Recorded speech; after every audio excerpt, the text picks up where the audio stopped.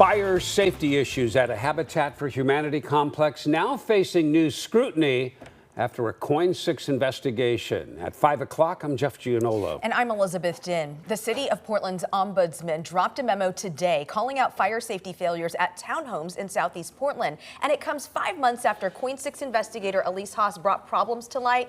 Tonight, she's sharing the key issues that the Fire Bureau was told to go ahead and fix. So the Deputy Ombudsman says that addressing immediate safety concerns was really his top priority with this memo, and that he's baffled at how the Fire Bureau is reacting.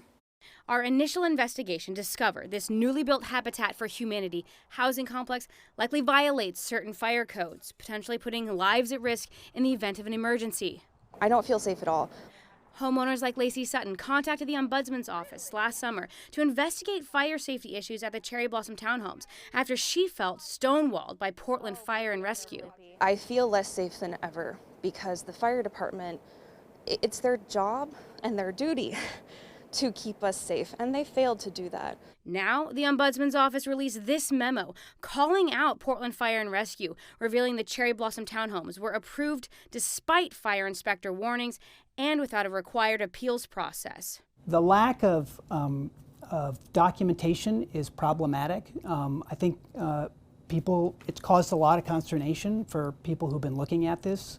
They don't know why it was approved after all these red flags were raised. It's confusing to me why this didn't go through the appeals process, given the issues that were raised by the original plans examiner.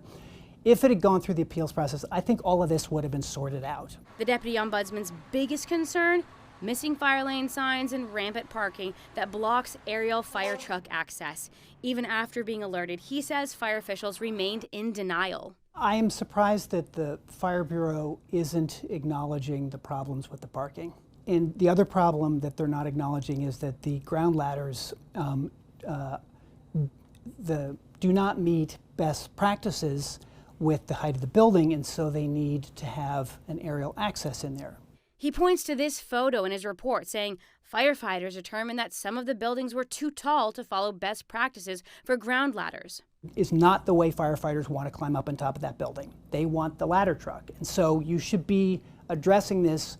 In his memo, he recommends Portland Fire and Rescue provide written documentation explaining how firefighters can respond safely to emergencies at the site, give written recommendations on parking restrictions and any needed safety improvements, and hold a public meeting to allow residents to ask questions and receive direct answers from fire officials. We feel confident that we are going to respond aggressively and mitigate an emergency to save life, property, and the environment as best possible. And we feel comfortable that we can do so in this case. While Portland Fire and Rescue has committed to holding a public meeting, Green says the Fire Marshal Carrie Schimmel disregarded his first two recommendations in her response letter. Their response at this point is not responsive. They're not acknowledging a conflict in two of the responses. That's a problem. He hopes his public display of disappointment prompts more accountability within Portland Fire. Ultimately, I hold the city responsible for the process. The city gets to decide whether to approve it or not. The city is responsible. It's their job to determine whether plans meet the code. As for the homeowners, they say they're also still waiting for the Fire Bureau to own up to their missteps in this fire inspection process. They are not doing it because it makes them look bad. And they don't want the liability. They don't want to admit that everything was passed without any conditions, just right before Habitat's deadline, over the phone. Late this afternoon, the fire marshal updated her response, saying Portland Fire and Rescue has no authority over parking at private residences and that they are, quote, disappointed to be shouldering a burden that lies elsewhere. We reached out to Habitat for Humanity's CEO, Steve Mezzanetti, about the memo that was released today, and he says that they're going to join the public meeting and work with the fire marshal to facilitate the recommendations. Habitat's statement reads in part, we were pleased that the report didn't find any code concerns and that it states fire officials have expressed confidence that they can respond to an emergency and that homeowners are safe.